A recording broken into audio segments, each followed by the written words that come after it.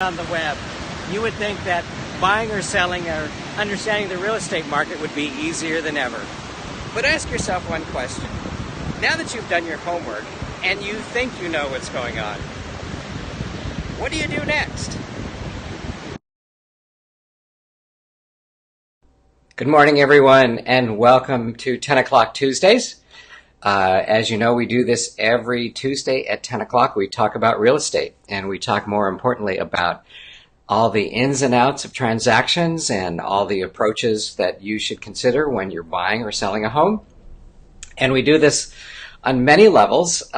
We assume that you have absolutely no knowledge and you're just getting started in the real estate business, in the real estate, your real estate search. And what we like to do here is talk about the myths and misconceptions about a lot of the advertising you've seen on the internet and TV as well. So-called experts all coming at you in different directions and maybe giving you information that's very confusing. We like to straighten it all out. We like to talk about those issues that are confusing you, and more importantly, aid you in developing strategies so that you feel comfortable. You know, no matter how much they want to make it a simple situation, especially Silicon Valley, trying to simplify the real estate process, they're really up a huge uphill battle, especially with today's regulations, especially with today's disclosure laws and the tons of paperwork that's involved that really do matter. You can just write it off as being something that's excessive, but the bottom line is you really need to know what you're doing. So we talk about that a little bit here on this broadcast. Today we're going to speak specifically about discount brokers who have become very prominent lately, especially through the online ability to do so. And what spurred me on to talk about this today was that wonderful Purple Bricks commercial that maybe some of you have seen, where the guy's standing on the edge of the pool and the other guy is right next to him and makes him feel guilty about not using Purple Bricks because there's such a tremendous savings on the actual commissions. And those things, of course, obviously, as a realtor, get under our skin a little bit because it really oversimplifies what's a very serious situation, and that is your biggest investment, or probably pretty close to one of your biggest investments. We take it seriously. We don't make jokes about it. We make light of it, of course. You don't want to be heavy all the time, but making those kinds of statements are just something that kind of gets under our craw. So I want to talk about not that specifically, but about discount brokerages and what you should look out for when it comes to discount brokerages. Before I do, I want to introduce myself. My name is Stuart Fournier. I am an 18-year plus veteran of the real estate industry here in Los Angeles. My wife and I, Randy, we specifically practice in the LA Basin area, more specifically in the beach areas. We live in Manhattan Beach. We cover Manhattan, Hermosa, and Redondo. We also cover the areas outside of those areas as well. We cover, delete something here. We cover the west side, West Los Angeles, Beverly Hills, Mid-Wilshire area as well. Our background allows us to do that. We kind of are spread out a lot. I won't get into the details as to why, but basically we can handle anything within those areas, or certainly give you some advice, and we're happy to do that, obviously with no obligation. We've done short sales, we've done foreclosures, we've done regular sales, of course, residential sales, we've done probate, we've done flippers, and we've done 1031 exchanges. I mean, we've done over the years many, many transactions from many different facets of real estate. So that's what we wanted to bring to the table here in terms of giving our experience out. So let's get started. By the way, we're off Facebook Live, so if you happen to be catching me right now, please feel free to ask any questions about real estate. It doesn't have to be about today's subject. And I'm going to keep today's subject, I promise, under 15 minutes. We're already up to 4.5 minutes. I can't believe it. Anyway, I'm just going to make 5 different points when it comes to discount brokers, because, again, this is a subject that I could spend a great deal of time on, maybe even hours. And I may pick different aspects of talking about discount brokers over the next few weeks. So please understand that this is not just only about a summation of all discount brokers. So let me start off with, I know this is going to sound like it's going to put you to sleep, very briefly a little bit of a history, only because it is relevant to what's happening today. And that is the concept of discount brokering with regard to home sales. It's not something new. It's been around for as long as we've been selling houses. I think some of you may recall a company called Help You Sell. And I don't know if they're even around anymore. They're not prevalent in our area whatsoever, but I believe they still exist. So discount brokers is certainly nothing new. What is a little bit new is the approach that some of these discount brokers have done on the internet. And what's happened is that Silicon Valley, God bless their souls, have tried to make our lives a whole lot easier. And in the process, some of them have come up with ideas that relate to how we can streamline the whole buying process online. Now, that's no secret. Of course, you all know that. But the problem is there's always been a struggle over how legitimate that can be done, respective of cutting corners, respective of, making sure that all your I's are dotted and your T's are crossed. And that's been the biggest struggle for about the last 10 to 15 years, is that really hasn't happened online. Now, to give you a little bit of an idea, there's a company called Redfin, and Redfin was one of the first. It's a very popular website. It's a very popular resource for many people. At most of my open houses, I would say a good 60 to 70% are using some aspect of Redfin on their phones and coming into the open house, which I think is great. However, Redfin as a company, Redfin as a concept, Redfin as a business model is a whole different animal. And I won't get into the specifics behind Redfin. I don't want this to turn into a Redfin talk down. But it is an indication of how you should be careful about using discount brokers. To give you an example, I researched probably 4 or 5 years ago actually how many agents represent in the Los Angeles area. And I'm talking about West LA, the South Bay beaches and everything, those areas, excuse me. And it was about 4 to 5 agents. Now, in those areas, we probably have somewhere on upwards of 40 to 50,000 agents that work in those neighborhoods, believe it or not, or at least that hang their license with the South Bay boards and the West Side boards. And what that told me right off the bat was, here's an internet company that's getting started across the country and not really having a presence in any particular neighborhood. Now, it's grown since then, and I don't know what the stats are, but it has grown since then.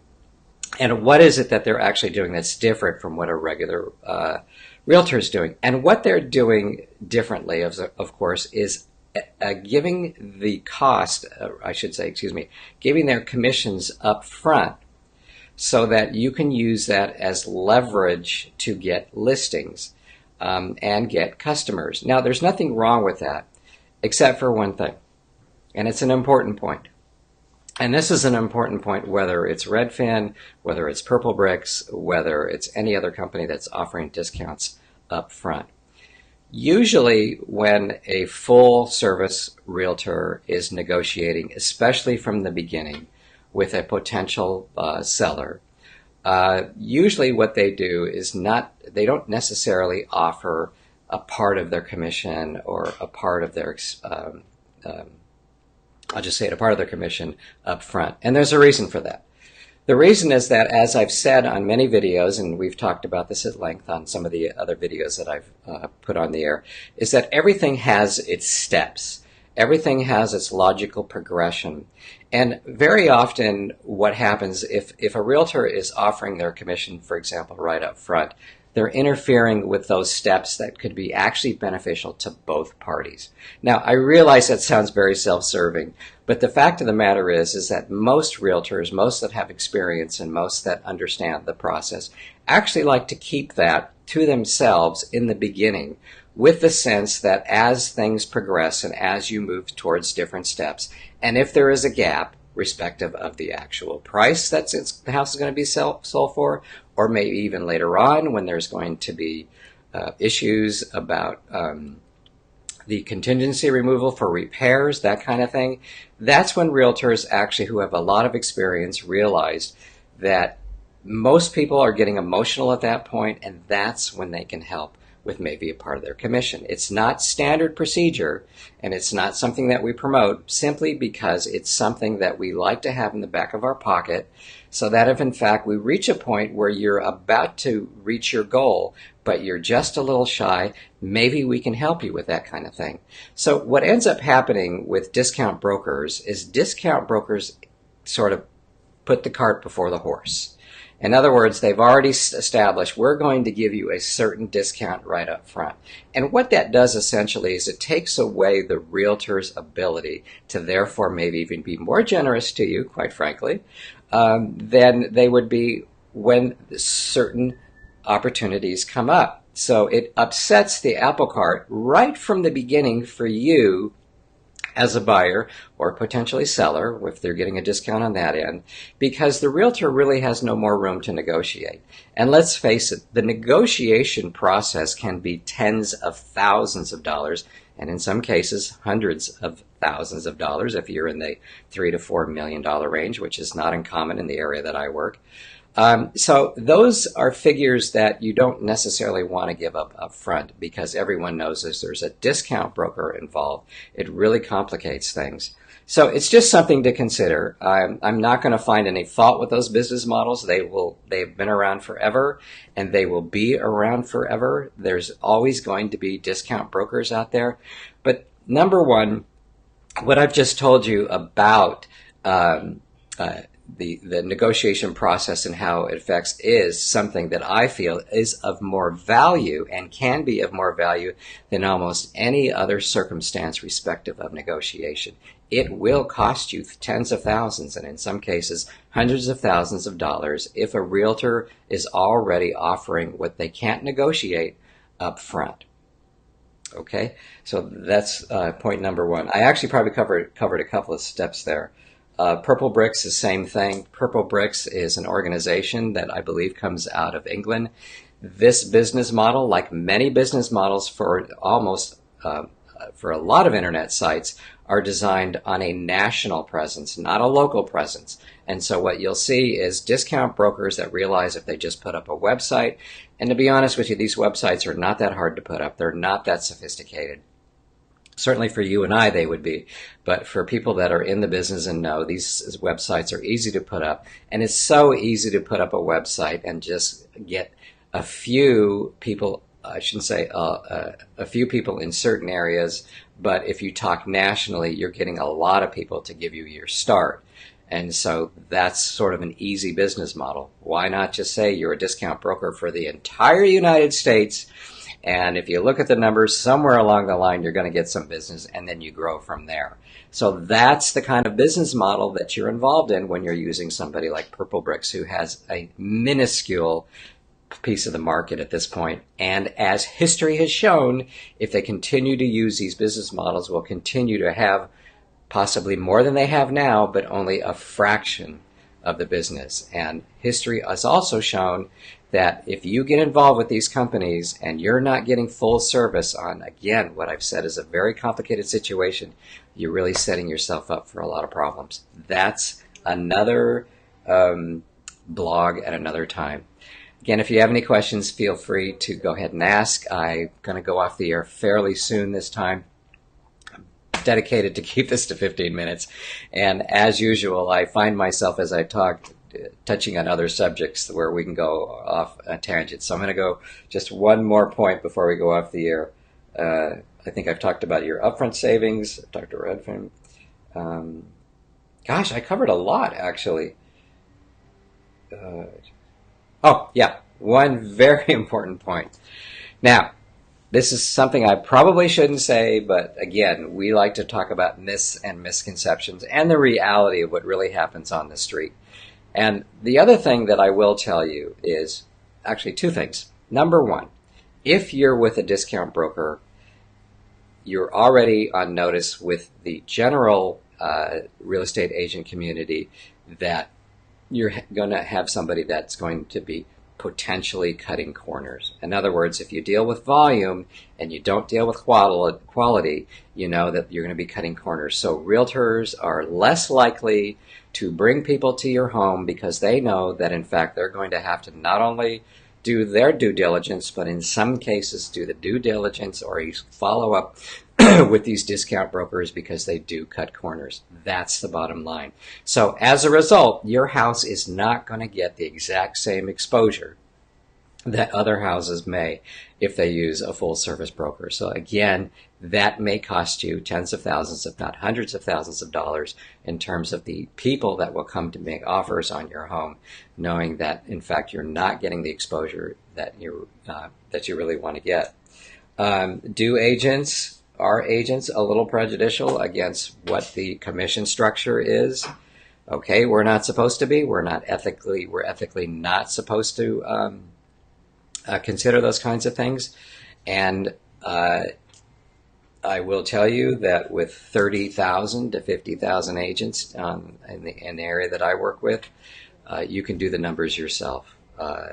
Most of us that are professional, that have been around for many, many years, of course, we do not involved in something like that. But when you have people that do this kind of work part-time or really don't care whether they have a license or not, which is something we run into on a percentage basis, I'll let you take it from there.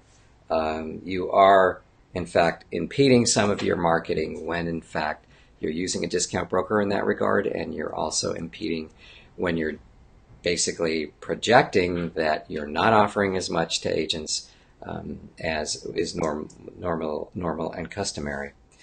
There, I said it. I don't know if I can get myself in trouble for that, but it's the truth. So, with that, I'm not going to end on a negative here. I'm going to end up on a positive somewhere.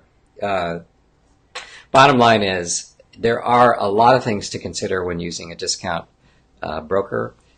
Consider your leverage, consider your negotiation platform, consider the person that you're working with is not necessarily dealing in volume and could, obviously as a discount broker, you want as many listings as possible so they can make up for the lack of revenue that you're charging as a result of what you do. Those are all things to take into consideration. So definitely work with a full-time broker, a full-service broker. Not just from the legal aspect, but also from the pocketbook aspect. If you are an agent that is diligent about being full service and you go through everything that you need to and go above and beyond, there's an expense involved with that. And that's the agent that you want to use. You want to use the agent that feels free to always go above and beyond, because it can affect you in many ways from a legal aspect as well as a financial aspect. So we'll cut it off there. It was good to share some time with you again. We'll see you next week, everyone, 10 o'clock Tuesday. One thing before I go, please make sure to check the link that I'm going to provide underneath this broadcast for the home site for your app. This app will allow you to take a picture of any house in the country, any house in America, and it will give you the value of the house. It'll tell you about the schools in the area. It'll give you the values of the house next door to that house. It'll tell you about open houses. It'll give you a market analysis, give you a history of the house just by taking a picture, whether or not the house is on the market or not. And also, if you have a question about that house, and no matter where it is, no matter where you're seeing this broadcast, you can talk to me or Randy directly right on the app itself. We won't see you on the app unless you connect with us, but you can talk to me or anybody else, actually, right from the app itself. So I hope that is an aid for you. We hope you enjoy it. Again, just click the link. We'll get your email address, and then we download it to you. Okay? Bye-bye, everyone. See you next week.